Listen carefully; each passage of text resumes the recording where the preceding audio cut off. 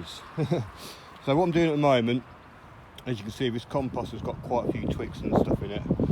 So what I'm doing is I'm just putting all the big twiggy bits at the bottom of this one, and then I'm going to turn this one into both of these two, because I've got a bit more in here, so it should fill up these two after it's been fluffed up and that.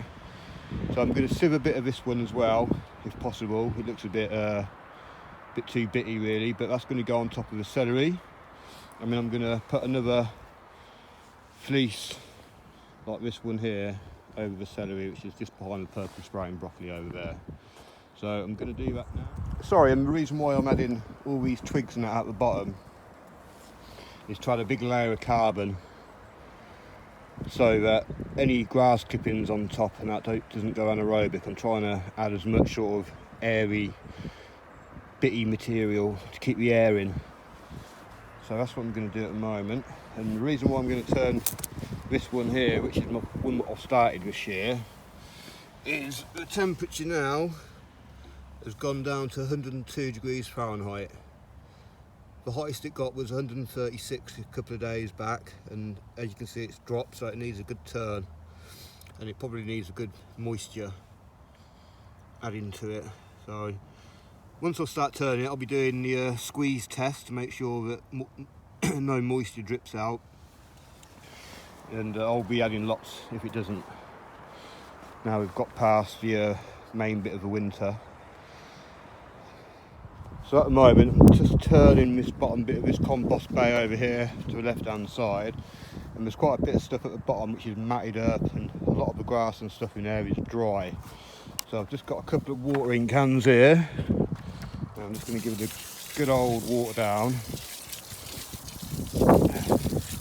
and that'll help the worms in there and the bacteria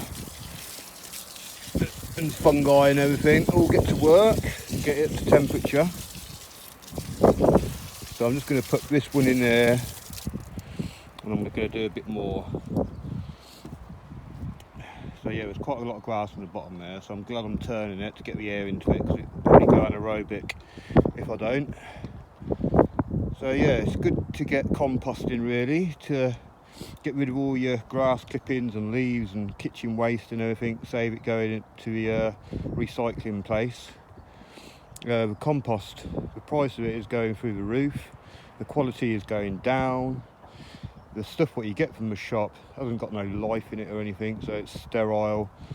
Yeah, and I just found growing in compost bought from the shop really hit and miss really. I mean, you might get a good bag, but then you might get a bag with a load of crap in it. Anyway, I'm going to carry on, and yeah, I'll bring you back when I've emptied that one, and I'll start on that one. So I've just emptied this first bay from here into this one. It was very dry, and quite a few grass clumps together, which I've just aerated as much as I can, incorporate some carbon with it, and give it another 2 watering cans on here. And now I'm going to start to empty this one on top. And the reason why I didn't want to put this one straight in at the bottom, because it's all grass on the top here, and it just would have gone real sludgy at the bottom. I forgot I've got another thermometer in the top here, and that's just saying 70 degrees Fahrenheit at the moment. So the bottom one in here is just reading over 100. So when you get the top up here into this one, and give it all a good mix around, perhaps give it another water. But yeah, first compost bin of the year. It's going to get its first turn. So what do I add to my compost bin? Well, here I've got some hellebore leaves. These leaves here are epidermis, and if you've got this growing in your garden, you want to be chopping the leaves back on the 14th of February, because the flower shoots come up from the base just after that, and if you don't chop the leaves off first, you can't see the flowers through the leaves because they're a little bit shorter than the leaves. So you have to trim these off on, well, traditionally 14th of February for epidermis, and that just means that you can see the little yellow flowers coming through. A bit like the hellebores really, you have to chop the hellebore leaves off as well, the older ones, because you can't see the flowers coming from underneath. So I've got, yeah, quite a variety of stuff in here. There's all birch leaves and everything really. The odd little hellebore flower by mistake.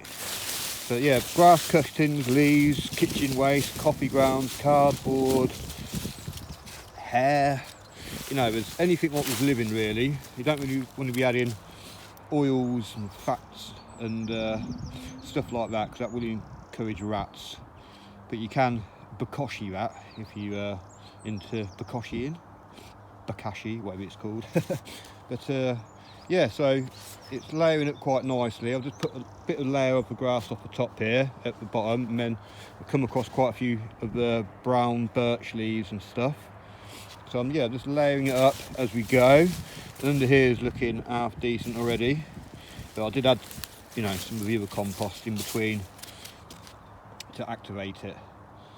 So yeah, I'm going to water this in a minute because it's quite dry, and keep going. I'll see you in a minute. So do you need to turn your compost? Absolutely not really. If you don't turn it and you have a slow decomposition, that's going to be more fungally based than if you turn it quite a lot and get the temperature up to get the thermophilic bacteria going. The reason why I turn mine is because I get so much grass clippings and leaves from my customers virtually every day.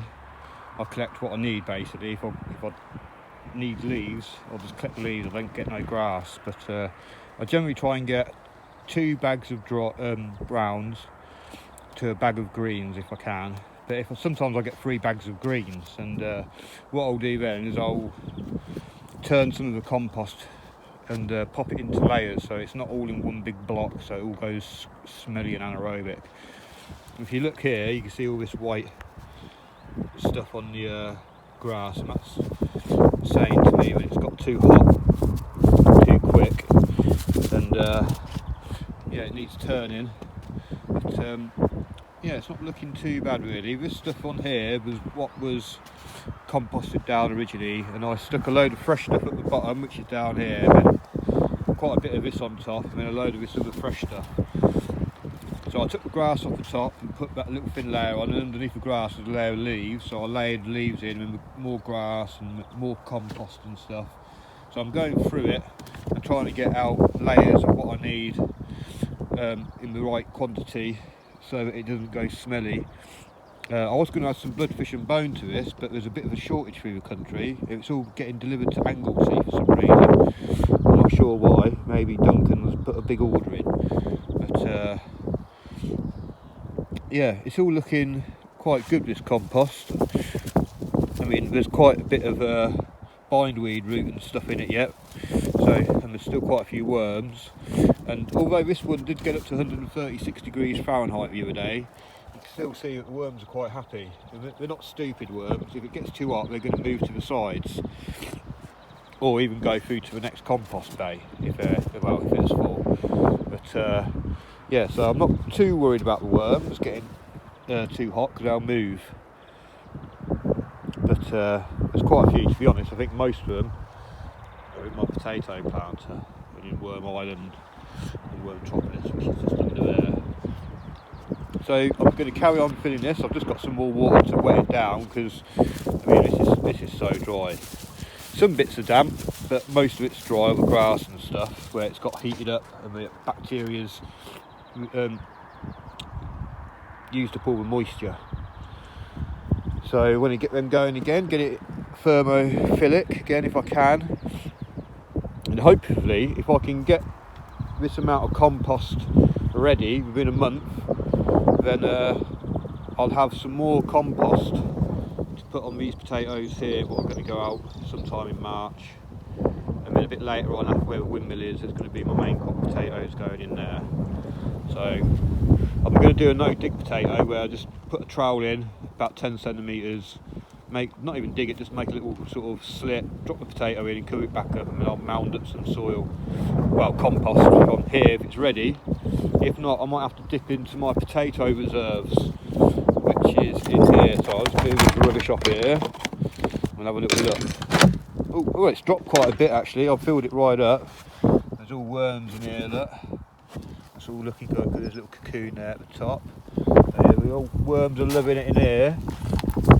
So this is going to be going into my potato plant as well to earth them up. And yeah, it's not vermicompost, but it's worm finished compost. But it will be by the time it gets topped up with potatoes.